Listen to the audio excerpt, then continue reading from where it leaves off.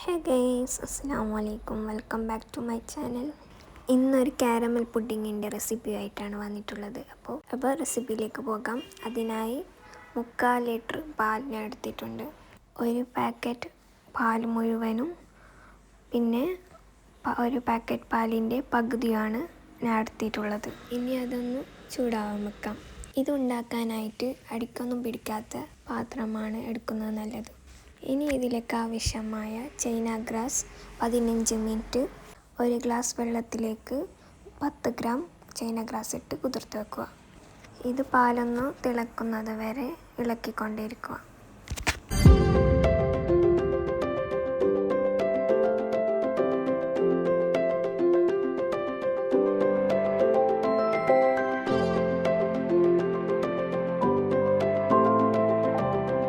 ഇനി നേരത്തെ കുതിർത്ത് വെച്ച ചൈന ഗ്രാസ് കൂടി മെൽട്ടാകുന്നത് വരെ ഇളക്കിക്കൊണ്ടേയിരിക്കുക.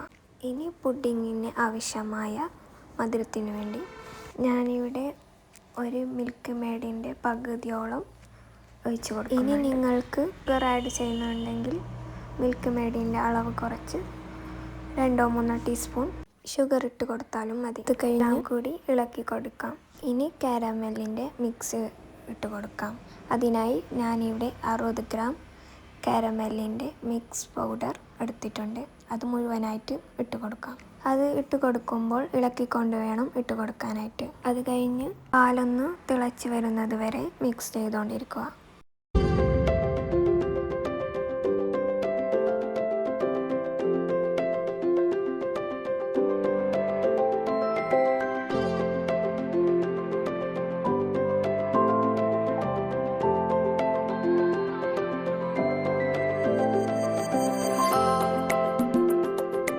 ഇതിപ്പോൾ പാൽ മുഴുവനായിട്ടും തിളച്ചിട്ടുണ്ട്.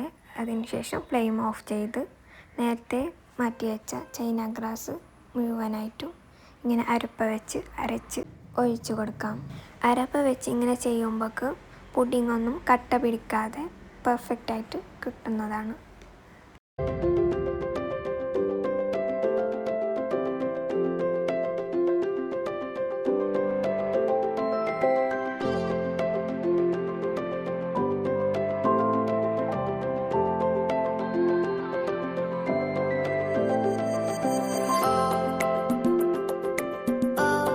ഇത് ചൂടാറാൻ വേണ്ടി വെയിറ്റ് ഒന്നും ചെയ്യേണ്ട. ചൂടോടെ തന്നെ പുഡിംഗ് ട്രേയിലേക്ക് മുഴുവനായിട്ടും ഒഴിച്ചു കൊടുക്കുക.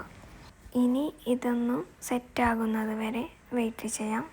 അതിനുശേഷം അതിലെ മുകളിലേക്ക് കൊട്ടപ്പൊടി ചേർത്ത് കൊടുക്കുന്നുണ്ട്. അത് ഓപ്ഷണലാണ്. നിങ്ങൾക്ക് ഇഷ്ടമുണ്ടെങ്കിൽ ചേർക്കാം, ഇല്ലെങ്കിൽ ഒഴിവാക്കാം. ഇനി ഇതിൻ്റെ മുകളിലേക്കായി കാരമൽ കൂടി ഒഴിച്ചു കൊടുക്കാനുണ്ട്. അതിനായി കാരമൽ മിക്സിൻ്റെ പൗഡറിൻ്റെ കൂടെ ഒരു കാരമൽ മിക്സും കൂടി അതിൽ കിട്ടിയിട്ടുണ്ട്. ഇതാണ് ആ കാരമൽ മിക്സ്. ഇത് നമ്മൾക്ക് പുഡിങ്ങിൻ്റെ മുകളിലായിട്ട് ഇങ്ങനെ ഒഴിച്ചു കൊടുത്താൽ മതി.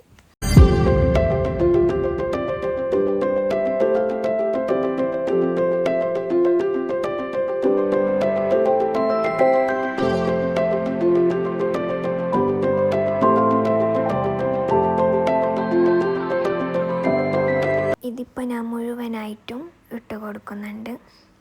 നിങ്ങൾക്ക് വേണ്ട പോലെ ആഡ് ചെയ്യാവുന്നതാണ്.